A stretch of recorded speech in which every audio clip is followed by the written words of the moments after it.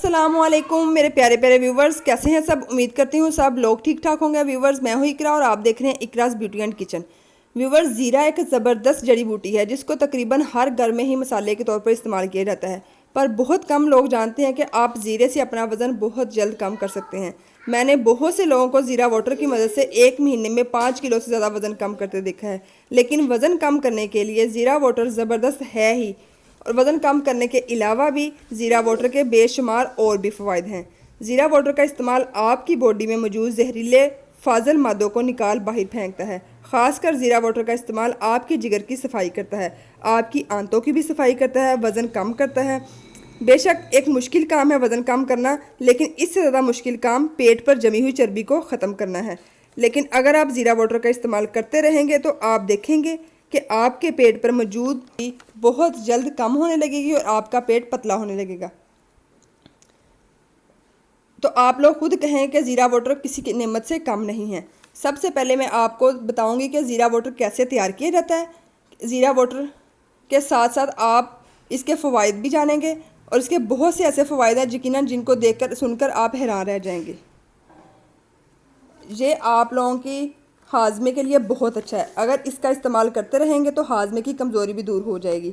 ठीक है, सबसे पहले जिन लोगों को खाना खाने के बाद हज़म खाना नहीं होता या खाने के डकार आते हैं, वो लोग भी इस वाटर का इस्तेमाल करें। ये देखिए, सबसे पहले हम 1 गिलास पानी लेंगे और इसमें हम आप लोगों ने ये बात याद रखनी है कि 1 गिलास पानी में ही हाफ़ टेबल स्पून या 1 टीस्पून आप लोगों ने ऐड करना है ज़ीरे का। ठीक है, और इसको हम मिक्स कर लेंगे।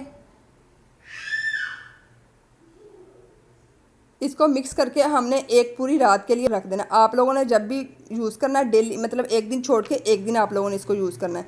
आप लोगों ने ऐसे रात को 1 गिलास पानी में हाफ़ टेबल स्पून ज़ीरा ऐड करना है और इसको आप लोगों ने पूरी रात के लिए भिगो के रख देना है। ये देखिए, सुबह उठ के ये देखिए सारा ज़ीरे का पानी इस कलर का हो गया। पहले पानी का कलर और था।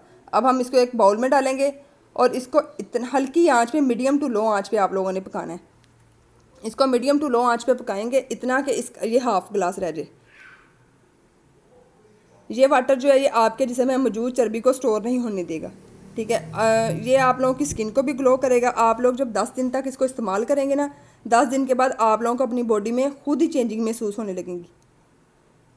ये आयरन की कमी नहीं होने देता और ये हमारी बॉडी में मौजूद ब्लड को भी साफ़ करता है।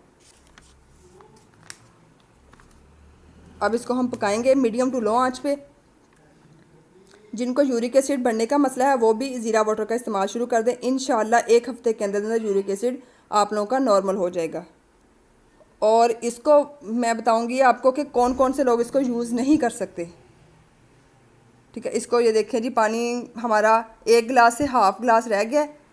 अब हम इसको स्टेन कर लेंगे।